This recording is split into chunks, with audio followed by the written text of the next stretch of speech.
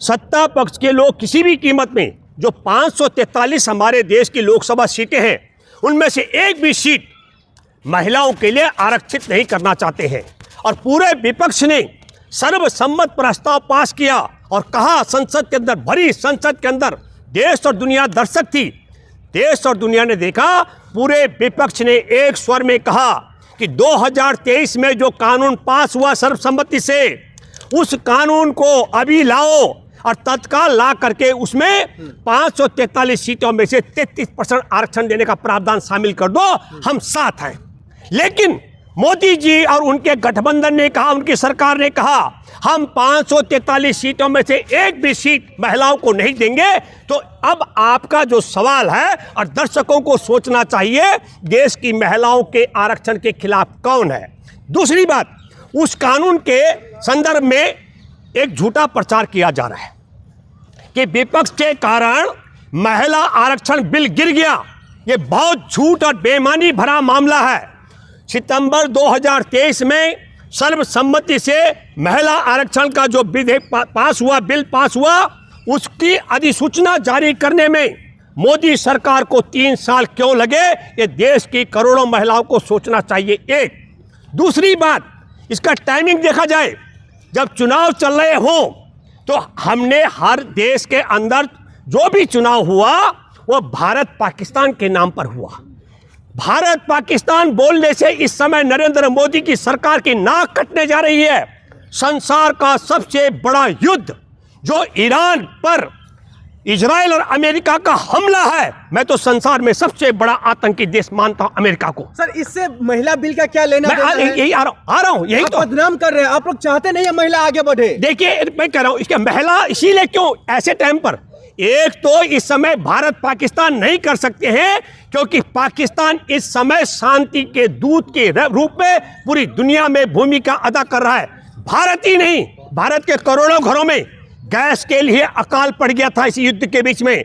इसलिए भारत के ही करोड़ों परिवार नहीं, पूरा संसार में सब लोग ये चाहते हैं किसी भी कीमत पर वो जो ईरान पर अमेरिका और इजराइल का ये आतंकी हमला है, ये खत्म होना चाहिए, बंद होना चाहिए। और ये जो शांति का पैगाम लेकर के पाकिस्तान आगे बढ़ रहा है, इस समय भारत पाकिस्तान मोदी नहीं कर सकते थे। तो एक मिनट, तब वोट मांगने के लिए क्या करेंगे?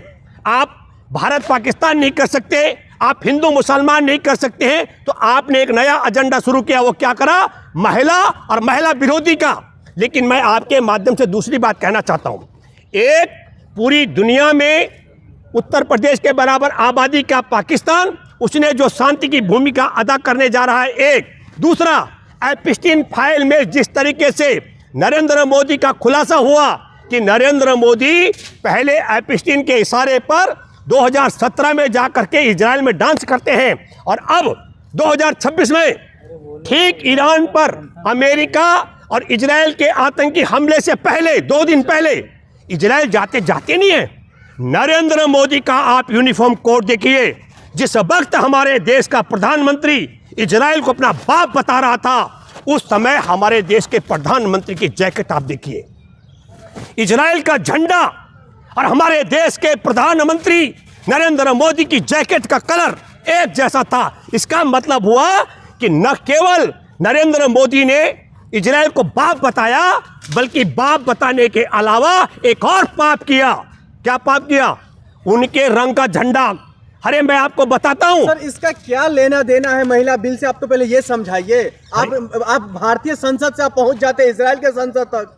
अच्छा, एक बात बताइए कि जब हमारे देश में करोड़ों लोगों को गैस की दिक्कत सता रही हो ईरान पर हमले के कारण, तो मैं क्या हमारे देश के करोड़ों नागरिकों की बात नहीं करूंगा? और नरेंद्र मोदी मुंह छिपा रहे हो और पाकिस्तान भूमिका अदा कर रहा हो, क्या मैं ये जिक्र नहीं करूंगा? सर देखते हैं, एक मिनट, नहीं सवाल ले लीजिए। भूपेंद्र रावत जी बंगाल में जाकर के महिलाओं को मजबूत कर रहे हैं, 3-3 हजार रुपए देने की बात कर रहे हैं। एक मिनट सुनो, वो दिल्ली के अंदर 2500 रुपए के हिसाब से मैं ये मानता हूं कि हजारों हजार रुपए हमारे दिल्ली की महिलाओं के बकाया है नरेंद्र मोदी पर।